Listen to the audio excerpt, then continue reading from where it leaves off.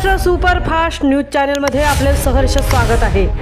का सत्याची धार लेखणीची महाराष्ट्रातील ताज्या आणि वेगवान बातम्या पाहण्यासाठी आपल्या हक्काचे चॅनल शेअर करा, लाईक करा आणि सबस्क्राइब करा।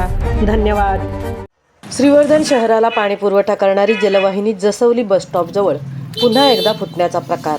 निकृष्ट दर्जाच्या कामाचा अक्षरशः कळस।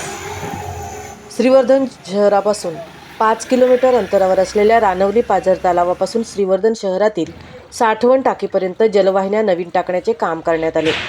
परंतु जलवाहिन्यांचे हे काम पूर्णत्वाकडे गेल्यानंतर जलवाहिन्या वारंवार फुटण्याचे प्रकार घडत आहेत। जलवाहिन्या बदलण्याबरोबरच या ठिकाणी जलशुद्धीकरण प्रकल्प देखील उभारण्यात आले आहेत। मात्र अद्याप श्रीवर्धन वासियांना शुद्धीकरण केलेले पाणी उपलब्ध होत नसल्याने नागरिकांमधून नाराजीचा सूर उमटत आहे।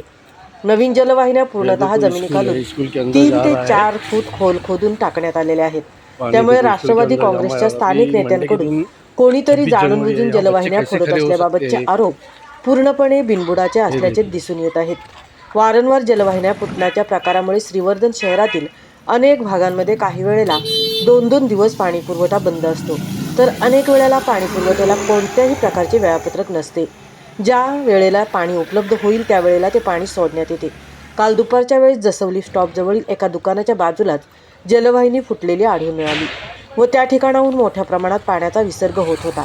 हे पाणी संपूर्ण श्रीवर्धन हरिहरेश्वर मार्गावरती वाहून जात होते, तर बाजूला असलेल्या उर्दू शाळेचे पटांगण देखील पाण्याने भरून गेले होते।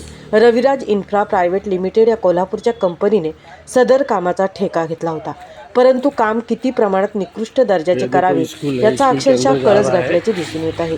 जलशुद्धीकरण प्रकल्प व जलवाहिन्या बदलणे हे जवळजवळ 20 ते 22 कोटी रुपयांचे काम होते, परंतु एवढ्या मोठ्या प्रमाणात रक्कम खर्च करून श्रीवर्धन शहरवासियांच्या माथी पाण्याची समस्या पुन्हा एकदा आली आहे। शहरातील विकास झाला म्हणायचे, परंतु विकासाच्या नावाच्या खाली भकासपणा सुरू असल्याचे चित्र पाहायला मिळत आहे। तरी राज्य सरकारने या कामाचे पूर्णपणे तज्ज्ञ अभियंत्यांकडून ऑडिट करून घ्यावे व कामात त्रुटी आढळल्यास सदर ठेकेदाराला ब्लॅकलिस्टमध्ये टाकावे अशी मागणी श्रीवर्धनमधील नागरिकांकडून केली जात आहे। महाराष्ट्र सुपरफास्टसाठी संतोष चौकर सह तृप्ती भोईर, श्रीवर्धन।